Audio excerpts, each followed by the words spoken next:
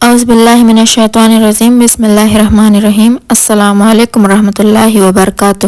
حدیث نبی میں حضرت ابو ذر رضی اللہ تعالی عنہ سے روایت ہے کہ نبی کریم صلی اللہ علیہ وآلہ وسلم نے ارشاد فرمایا، جو بندہ لا الہ الا اللہ کہے اور پھر اس پر اس کی موت آ جائے تو وہ جنت میں ضرور جائے گا۔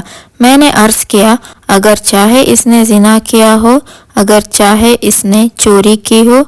آپ رسول اللہ صلی اللہ علیہ وآلہ وسلم نے ارشاد فرمایا، ہاں، اگر چاہے اس نے زنا کیا ہو، اگر چاہے اس نے چوری کی ہو۔ میں نے پھر سے عرض کیا، اگر چاہے اس نے زنا کیا ہو، اگر چاہے اس نے چوری کی ہو؟ آپ رسول اللہ صلی اللہ علیہ وآلہ وسلم نے ارشاد فرمایا، اگر چاہے اس نے زنا کیا ہو، اگر چاہے اس نے چوری کی ہو۔ میں نے پھر سے عرض کیا، اگر چاہے اس نے زنا کیا ہو، اگر چاہے اس نے چوری کی ہو؟ آپ رسول اللہ صلی اللہ علیہ وآلہ وسلم نے ارشاد فرمایا، اگر چاہے اس نے زنا کیا ہو، اگر چاہے اس نے چوری کی ہو۔ ابو ذر کے رنگو وہ جنت میں ضرور جائے گا۔ رنگوم عربی زبان میں ایک خاص محاورہ ہے۔ اس کا مطلب یہ ہے کہ اگر تمہیں یہ کام ناگوارا بھی ہو اور تم اس کا نہ ہونا بھی چاہتے ہو، تب بھی یہ ہو کر ہی رہے گا۔ حضرت ابو ذر رضی اللہ تعالی عنہ کو حیرت تھی کہ اتنے بڑے بڑے گناہوں کے باوجود جنت میں کیسے داخل ہوگا، جبکہ عدل کا تقاضا یہی ہے گناہوں پر سزا دی جائے۔ لہٰذا نبی کریم صلی اللہ علیہ وآلہ وسلم نے ان کی حیرت دور کرنے کے لیے فرمایا، خواہ ابو ذر کو اتنا ہی ناگوارا گزرے، وہ جنت میں ضرور داخل ہوگا۔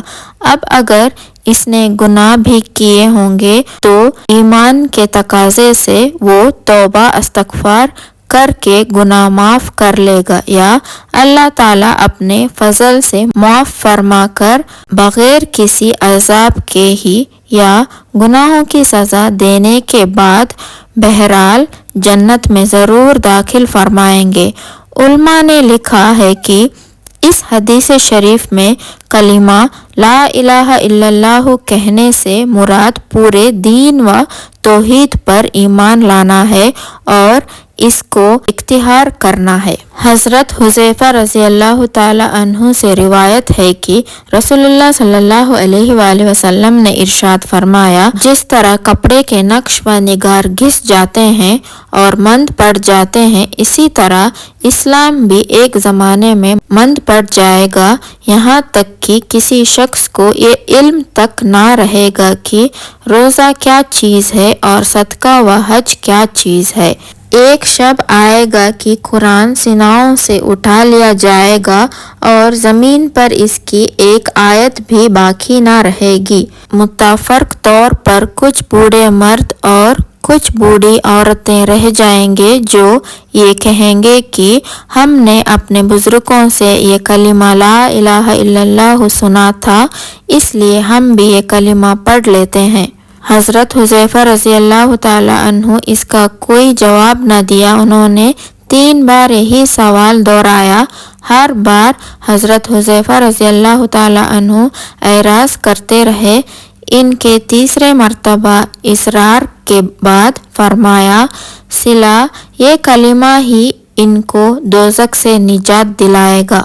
حضرت ابو ہریرہ رضی اللہ تعالی عنہ سے روایت ہے کہ رسول اللہ صلی اللہ علیہ وآلہ وسلم نے ارشاد فرمایا، جس نے لا الہ الا اللہ کہا، اس کو یہ کلمہ ایک دن یوم قیامت ضرور فائدہ دے گا، نجات دلائے گا، اگر چاہے اس کو کچھ نہ کچھ سزا پہلے بھگتنا پڑے۔ حضرت عبداللہ بن عمر رضی اللہ تعالی عنہ سے روایت ہے کہ رسول اللہ صلی اللہ علیہ وآلہ وسلم نے ارشاد فرمایا، کیا میں تمہیں وہ وصیت نہ بتاؤں جو حضرت نوح علیہ السلام نے اپنے بیٹے کو کی تھی؟ صحابہ رضی اللہ تعالی عنہ نے عرض کیا، ضرور بتائیں۔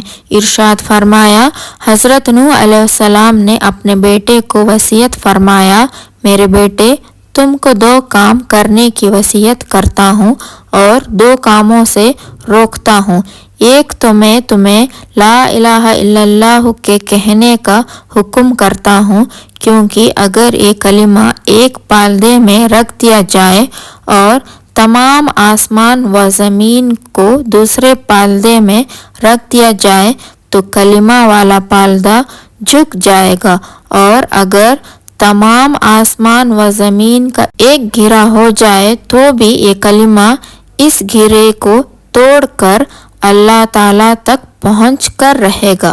دوسری چیز کا حکم دیتا ہوں وہ سبحان اللہ العظیم و بحمدہ کا پڑھنا ہے، کیونکہ یہ تمام مخلوق کی عبادت ہے اور اس کی برکت سے مخلوقات کو روزی دی جاتی ہے۔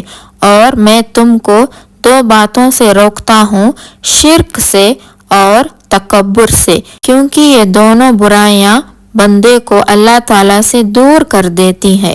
حضرت طلحہ بن عبید اللہ رضی اللہ تعالیٰ عنہ سے روایت ہے کہ نبی کریم صلی اللہ علیہ وآلہ وسلم نے ارشاد فرمایا، میں ایک ایسا کلمہ جانتا ہوں جسے ایسا شخص پڑھے جس کی موت کا وقت قریب ہو تو اس کی روح جسم سے نکلتے وقت اس کلمہ کی بدولت ضرور راحت پائے گی، اور کلمہ اس کے لیے قیامت کے دن نور ہوگا۔ وہ کلمہ لا الہ الا اللہ ہے۔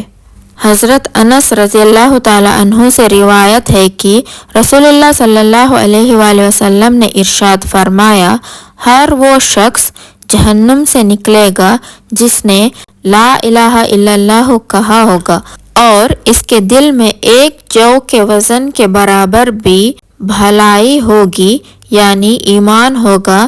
پھر ہر وہ شخص جہنم سے نکلے گا جس نے لا الہ الا اللہ کہا ہوگا اور اس کے دل میں گندم کے دانے کے برابر بھی خیر ہوگی یعنی ایمان ہوگا۔ پھر ہر وہ شخص جہنم سے نکلے گا جس نے لا الہ الا اللہ کہا ہوگا اور اس کے دل میں ذرا برابر بھی خیر ہوگی۔ حضرت عمر بن رضی اللہ تعالی عنہ سے روایت ہے کہ نبی کریم صلی اللہ علیہ وآلہ وسلم نے ارشاد فرمایا، خطاب کے بیٹے جاؤ لوگوں میں یہ اعلان کر دو کہ جنت میں صرف ایمان والے ہی داخل ہوں گے۔ حضرت ابو لیلہ رضی اللہ تعالی عنہ سے روایت ہے کہ نبی کریم صلی اللہ علیہ وآلہ وسلم نے ابو سفیان سے ارشاد فرمایا، ابو سفیان تمہاری حالت پر افسوس ہے، میں تو تمہارے پاس دنیا و آخرت کی بھلائیاں لے کر آیا ہوں، تم اسلام قبول کر لو، سلامتی میں آ جاؤ گے۔